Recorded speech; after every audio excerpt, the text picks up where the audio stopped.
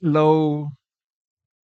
Thank you for coming back, and thank you for all of you who've been liking and sharing and commenting and subscribing to this content. God bless you all. If you're just meeting this content for the first time, we're doing a series on the 10 things that we think Peter Obi can do or Peter Obi needs to do urgently for Nigerians to have a shot at winning the 2027 election at the federal and state level and even local government level. All right, so we've gone through um, the eight things that needs to happen. We're talking about the ninth one today. So if you're meeting this for the first time, if you've not watched the first eight before, please go ahead and start again from the first one. The first one was Peter Obi needs to dump the Labour Party, which he has to leave the Labour Party. He needs to form a new political party, which is the second one. The third one was to set up zonal offices and state offices. And we talked about different issues and concerns that you might want to raise about that too. And the fourth one was for him to recruit candidates, political candidate, and obviously staff that will mount those offices as well, but political candidates for those different political offices as well. And then we talked about the 15, which is for Peter Obi to form alliance. We mentioned ABGA, AC, and because of Omoyele Sowore. And obviously, we mentioned the reason why we think Peter Obi and Omoyele Sowore working together is a big force, and it will threaten and will put tension on the ruling party. And you won't be shocked if you find out they want to clamp him down and show Ray more and want to lock him up because they don't want his voice out there. You won't be shocked if you see that happen. So we've talked about that, why he needs to form alliance with Shore, because I think them working separately is good for the ruling party. But when they band together, it's great. We talked about after now form those alliances, you use those surrogates.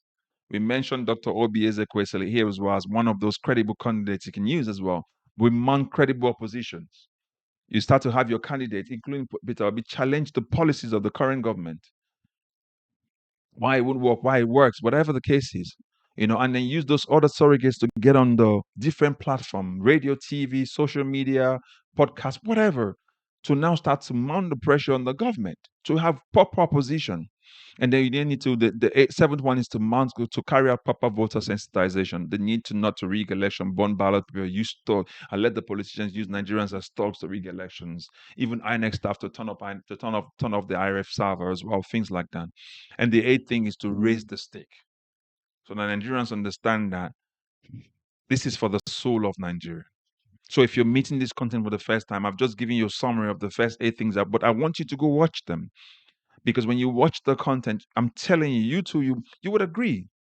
We're trying to shape and change the mindset of Nigerians, gearing them towards 2027, and why we need to fight corruption in our political system and in our social system as well. Okay, because corruption is actually into everything. Okay, so the ninth thing, I haven't enlisted all the first eight things that need to happen.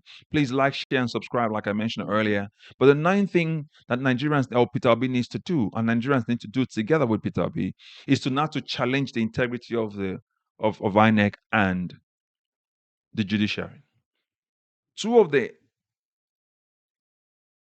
instruments of election that our political elites have used to rig elections over the last 20, 30 years have been the Independent National Electoral Commission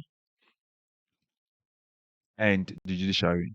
If you realize there's almost all the presidency that's happened in Nigeria, or elections happen, has gone to court.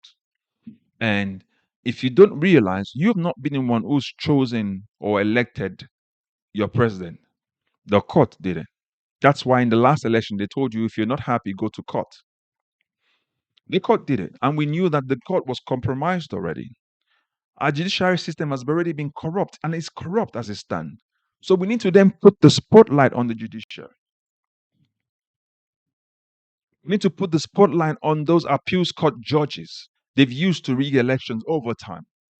That's why it's so easy when political parties are and candidates from political party are rolling to court and asking for ex parte orders and stuff like that to stop changes that needs to happen.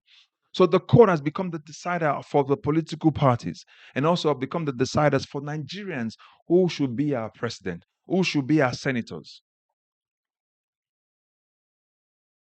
Do you understand? So Nigerians are suffering what they should be enjoying because our politicians have found a way to rig themselves into the court. So now they tell you go to court because they know that the judges are in their pocket. Do you really wonder why Wike was building houses for judges? It's not built houses for the police. Have you seen where the barracks the policeman lives in? They've not renovated the houses for the military. Have you seen where they live? But they build houses for the judges because, and you know the fact that these guys always go to court. So they already compromised the judge, the judges already, even before the cases get there. Do you wonder why businesses are leaving Nigeria? Because they know they don't have any shot. When you take the government to court, you don't have any shot at winning at all. Um, Deji Adeyanju mentioned as well when he said that politically exposed people should never be judges. That's what should happen. And what you find out that if these politicians don't have a child as a lawyer, they found a way to get themselves and their friends' children to become judges, and you will take your case to those courts, and you think you're going to win. Remember what that former senator said about his wife allowing him to invade judicial independence. That's what happens. So we need to put the spotlight on Inec. We need to put the spotlight on our judiciary. We have to start calling them out now. Calling out the judges and how corrupt they've been for so long. See the case between Dele Fautimi and Afe Babalola. See what happened. A court signed off on something that does not exist in Ekiti State.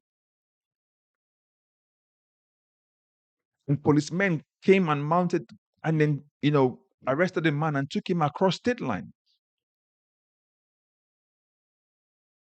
Actually, just call that kidnap. Do you understand? So once we start to do all of these things, that's why I say Peter B does not have time. You can't do these things in 12 months. You need more time to do this. More time to set up these offices, more time to raise the money, have people to go and look at different states where you can get land or house where you can buy. So you can set up offices. And from there you can then start to set up zonal offices where you can coordinate from. Time to form an alliance, to come, set up a political party and write constitution and be governed by something transparent and get Nigerians to be part of it. You need to build this over time. So Peter Obi does not have the time. This has to be done as soon as possible. So if you know Peter Obi, share it with him. You need the social media as well to come out. When you start to do this now, if you look at the last election, the American election you just concluded, you realize the campaign started long before last year. Trump had a long time, 4 years after he left, to start his campaign. Kamala Harris only had, 1 year or less. We can talk about the different policies another time, but you can see how effective it is when you start early. So early start, early mobilization is key to winning 2027. So again, if you're just meeting the content for the first time, please like, share, and subscribe to get more of this kind of content when we release them. Subscribe, please, so that you can get new ones, get updates, get to you as soon as possible. And that way we can help build Nigeria the way we want Nigeria to be. Again, I want to say thank you for everyone who's been following this series. And thank you for always sharing and commenting on this our content. But please look at our other contents as well. We've been consistent at talking about corruption and fighting corruption. We also have shorts that you can watch for entertainment. They're like poetry, but they tell you things about Nigeria that in a way that's entertaining, but also informative too as well. So thank you for now, and God bless you. Speak to you later. Bye.